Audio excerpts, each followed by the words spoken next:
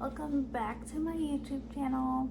I'm Kelsey, and today I decided, since I went and watched the He-Man movie, if you don't know, insert a photo somewhere. Oh my god, did that work? If not, I'm gonna look like an idiot. I went and I saw the He-Man movie with my friends, and it sparked joy in me because I like She-Ra and He-Man.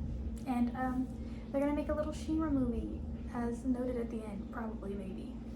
So I figured, why not re-watch the entire originals She-Ra series from the 80s?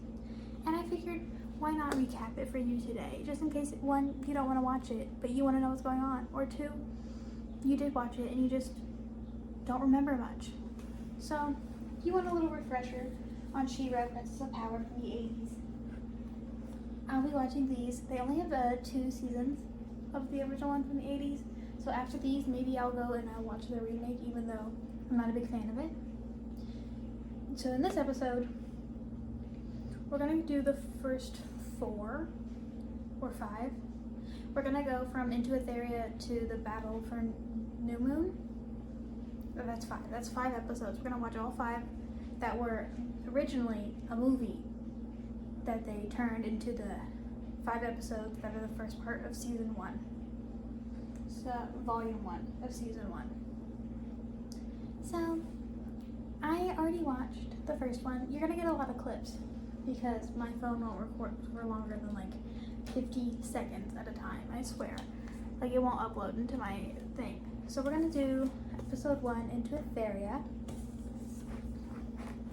And this episode opens with a scene of the sorceress, our lovely, lovely sorceress. I'll put a photo of her up somewhere. Probably over Skeletor. Sorry, Skeletor. You're gonna have to... Skeletor's not gonna be vibing for most of this because I'm gonna have a lot of pictures to put up. But it opens with a scene of the sorceress having a nightmare, or dream, or whatever. I guess it'd be a nightmare, of when baby Adora was kidnapped from her home. Now, little backstory, King Randor and Queen Melina had 2 babies, Adam, Prince Adam, who is He-Man, and Princess Adora. Well, like a day or two, like a little bit after their birth, Skeletor and his mentor Hordak, who you'll see very frequently in this series recap, decided to kidnap the babies, but they only got away with Adora because Man-at-Arms and the Sorceress and all those, you know, they, and if you don't know, you will, they foiled their plans. So Hordak was like, you know what, you might have ruined my plans, but I'm going to ruin the rest of your life by taking this baby. So he takes Princess Adora and he runs away. Well, after this nightmare of the moment in which the sorceress had to wallow in defeat as a whole baby was stolen from the kingdom, she wakes up to find a sword hovering above her, and the sword exactly matches He-Man's outside of the giant there's like a little stone in the middle. Back at it. We had technical difficulties. We're back. Anyway, sword. The sword that was hovering over her has a stone in the middle, but looks exactly like He-Man's. Comparison. Compare. Great. Glad that you have eyes. Anyway, this sword opens a little magical gate or portal. Y'all ever see? Y'all ever play the game Portals? That's what it's giving. And they call it a gate. It's a portal. It's a giving portal. Anyway, so the sorceress was like, "Oh, you know what this means? It's time to get our girl back." So she calls Adam and Cringer and she's like, "Hey, divas, meet me at Castle Grayskull." So they meet her up. Cringer starving. It's like his main character trait is being scared and hungry. Alright, so there's a lot of Cringer being hangry in this. So she's like, "I need you to take this sword and go through this magic portal." And Adam's like, "Okay, where does it go? Where does it go?" And she says, "Quite frankly, I have no idea. But you're just gonna have to go and figure it out." So she gives him the sword. They go into Etheria. Into Etheria. Oh my god, it's like that's the name of the episode or something. Anyway, back to what I was saying. They go into the area and they're like, Cringer's still starving. So they go to the Laughing Swan Inn. That's what it's called. Yes. And Cringer orders himself a big old plate of fish. Big old plate of fish. He eats it up. They're just chilling now, enjoying their time. Everybody's staring at them. They're like, who are these people and where did they come from? And why do they look like that? And why is there a giant tiger lion looking thing that talks and is green? Alright, they're not. Which, looking at a lot of the villains, you're shocked at the green tiger? Really? This thing runs around everywhere and you're shocked at the green tiger? Where's his face? The world may never know. Anyway, so they're sitting there and then it pans to one of our main protagonists. His name's Bo and his little buddy, Cal. And they're like sussing out Adam. They're like, you a spy? Are you evil? What's going on? Why are you here? So as Adam and Cringer are enjoying their meal at the inn, 3 horde troopers decide to crash the party. They come in, they're just causing problems, being themselves, because they come from an organization called the Evil Horde. Evil Horde. 2 words, very descriptive. So these troopers, they're just pushing people around, really bold for Tin Men, really. They look like, here's a trooper. They look like Tin Men. They literally look like the Tin Man. If the Tin Man went evil, went a little emo, So they're pushing people around. They're causing problems left and right. So Adam's like, you know what? I'm tired of you already. And he stands up and he's like, you can start your day off right now with 1, an apology, and 2, going home. And they don't like that too much. And Bo's like, wow, I was so wrong. He's not evil. He's a great guy.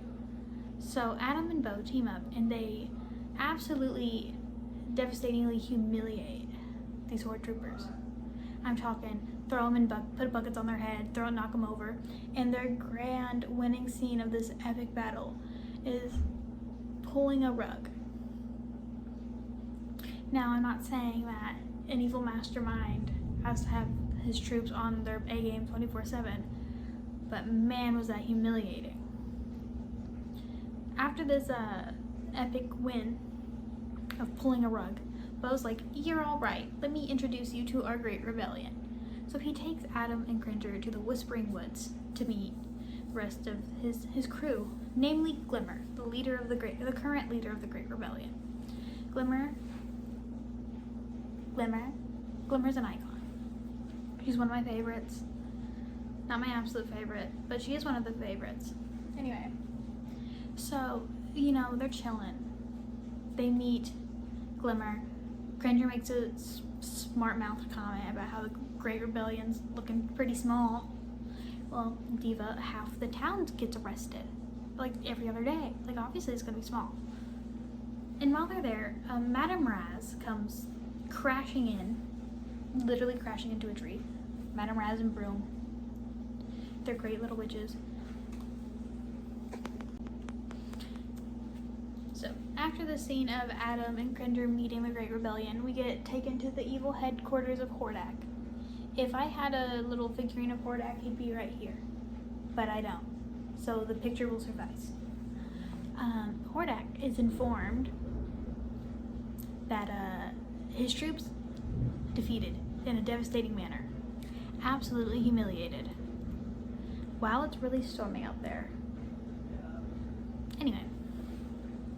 So his plan is he's going to send Force Captain Adora, his absolute favorite, which is also Princess Adora. Oh my gosh, it's the baby he kidnapped. Putting 2 and 2 together. Anyway, he sends Force Captain Adora, Force Captain Adora, Leech, Antenna, Catra, and Scorpia out to the town, in which they arrest the entire town of Thamor and threaten to turn them into slaves if Bo and Adam do not give themselves up willingly.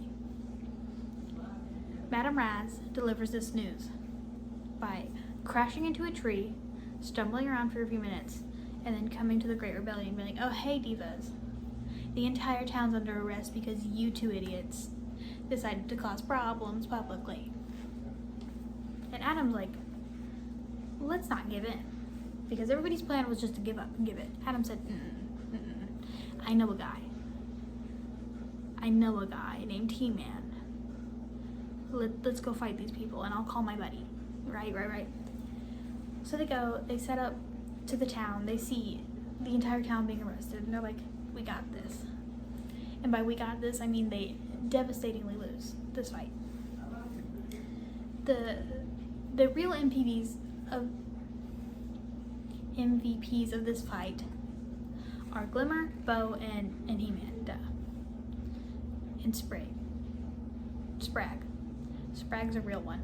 So everybody's immediately taken out by Antenna and his stun rays, except for Bo, Cal, Glimmer, and Spragg. So Glimmer is doing her best. She gets taken out by Leech, and so does Bo. After they're taken out, He-Man's almost taken out by Antenna's. He-Man takes everybody out. Let's start here. He-Man kicks booty, insults Scorpia's personality and looks, and then Battle Cat, which is Cringer after transformation, takes out Catra because Catra turned into a panther.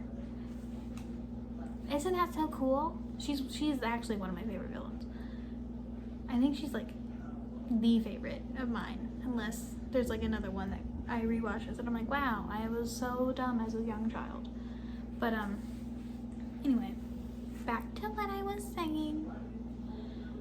He-Man, he's almost taken out. He's almost thwarted after defeating everybody. He's almost thwarted by Antenna, who hits him with the anti-balance beam. And then Spragg, or Diva Spragg, shoots Antenna with an arrow full of black pepper so that he starts sneezing. Now, the reason this rebellion isn't doing so great, and it's not just because they're small. So the Horde's coming to absolutely devastate. And this great rebellion is coming with sacks of black pepper. I don't think those are equal caliber weaponry, but what do I know? I've never been in war. Or like oppressed by a giant evil horde and a bunch of tin men. I'm gonna start calling the Horde Trooper tin men from now on, so if you get confused by anything I say, the tin men are the Horde Troopers. They're hollow, as we'll soon learn. Anyway, He-Man chases down Force Captain Adora, and he corners her in a room. And he goes to fight her with the sword that the sorceress gave him, which is the Sword of Protection, which is the mirror of his Sword of Power. And as he's dueling her, he sees that this sword starts glowing, and it flashes a little photo of her. Be like, hey, this sword belongs to her. You should probably give it back. And while he's distracted by all this glowing magic swords business, he gets shot in the back by a Horde trooper. And Adora, Force Captain Adora, still locked in on being Force Captain, takes the sword and she's like, it's mine now. And that is where this episode ends. I need everybody to think back 4 seconds ago in this video. Okay, think back like 4 seconds ago. Remember how I said that He-Man has been captured and that Adora took her sword? Right. We're on the same. For you, 5 seconds ago. For me, 3 hours ago. Okay, so forgive me.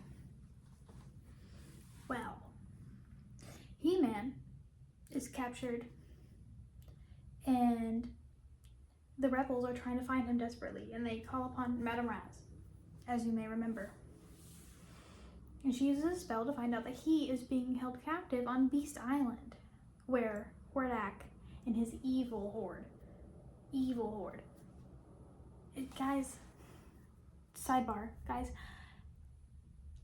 if you're gonna start an evil rebellion or something, like a evil little group, don't put evil in the name. That's like cringy. And then when you lose, it's kind of embarrassing, isn't it? Like the great evil horde taken out by one man and a cat. Not great. Anyway, back to what I was saying. Madame Razz finds that He-Man's being held captive on Beast Island, And the rebels are like, we gotta get there. We gotta save our boy He-Man. And by the rebels, I mean Battle Cat. Because Battle Cat is He-Man's sidekick. That's their besties. They gotta go hang out and save each other. So the rebels, Madame Raz uses her magic to make a flying ship. And the rebels fly out to the middle of the ocean to find Beast Island. On their way, Hordak foils their plans and crashes their ship. Yep, he crashes their ship. So they're stuck stranded in the middle of Beast Island. But while all this is happening, Adora approaches He-Man. She's like, who are you and what are you doing and what's up with this whole sword thing? And he tells her, oh, I'm He-Man and I thought that the sword belonged to you and it was like my mission to bring it back. And she's like, well, it feels like it is made for me. And this is where Adora reveals that she's been brainwashed, as she says that the Horde is kind and just and fair in their ruling. And He-Man's like, Diva, no, you're evil. And if you want proof, just go outside and use your eyeballs. And she's like, you know what? I'm gonna do just that. So she goes out and she looks around. She takes a little journey throughout the day. So while all the stuff that I'm about to talk about is transpiring, just remember that Adora is watching the Horde bully little kids and throw old men in water. That's like their big evil foiling plans.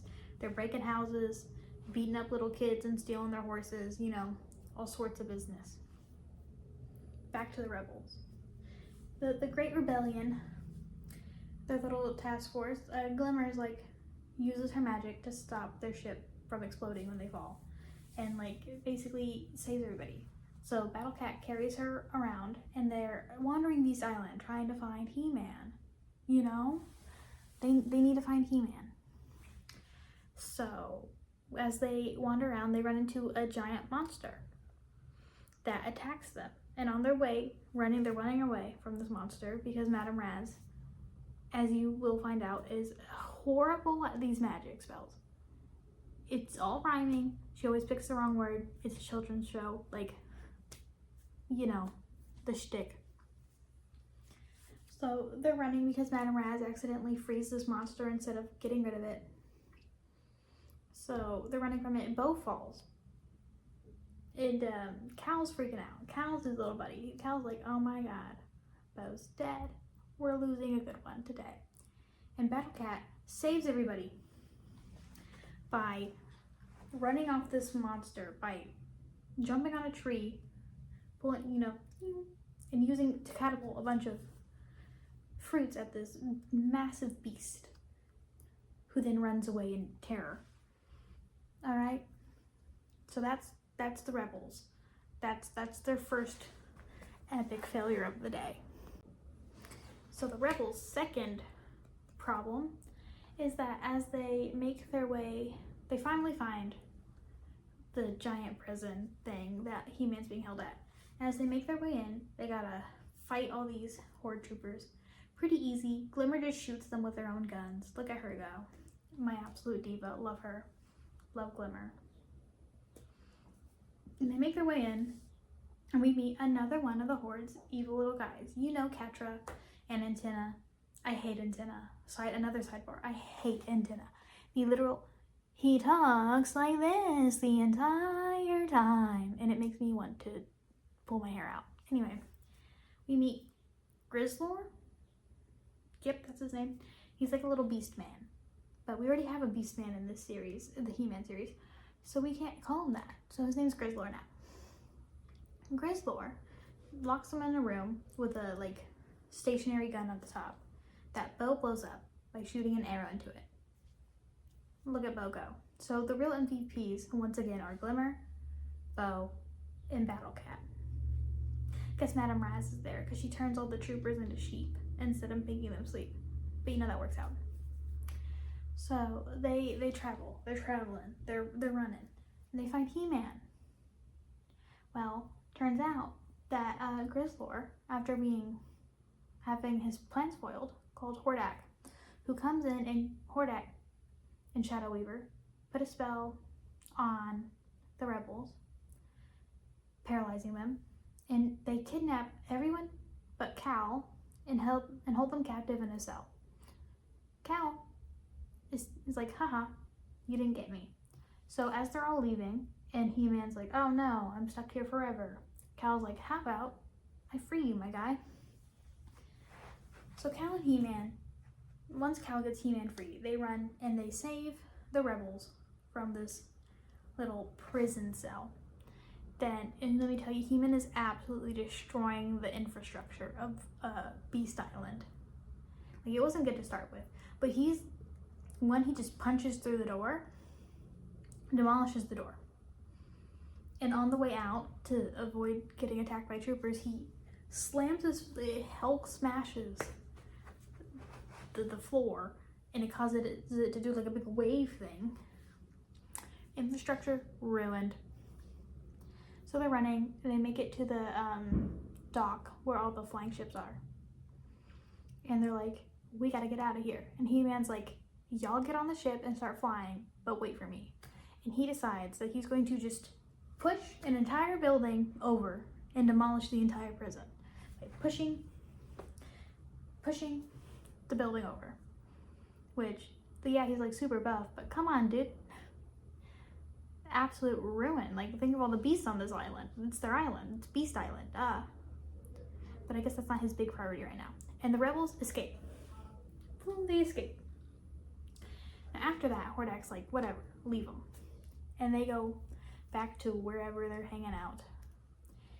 And Adora comes back and she's like, I just want you and Shadow Weaver to know you're a bunch of big fat liars.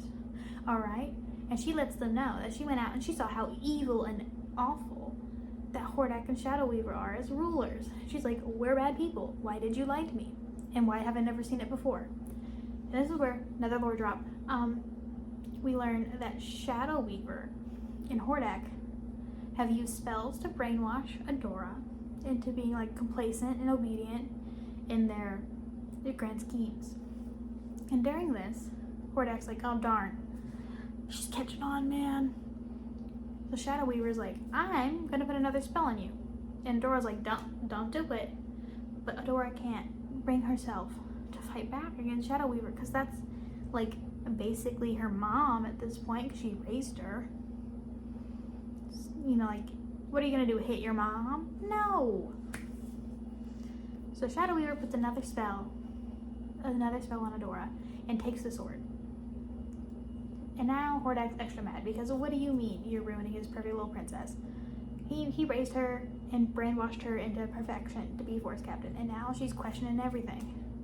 And that is where episode 2 leaves off. And in the next series I make, I'll do 3 and 4 and maybe 5. But this took 5 ever. And I started entirely too late, let's be honest. Anyway, I hope you enjoyed the start of the first episode of my new series where I go through. There's only 2 seasons of this original series of She-Ra, the Princess of Power. However, I'll be going through, because I have the box sets, I'll be going through all of them. And maybe I'll do the next one, like the reboot. But I'm not vibing with the reboot. You'll see why. And anyway, I hope you saw my sons, Timmy and Jimmy. Let's make sure you can get it. That's Jimmy. They've been here the whole time. I'm gonna start hiding them in my videos. So it's mainly these ones where I'm just sitting here talking. So comment down below if you saw them before I told you where they were.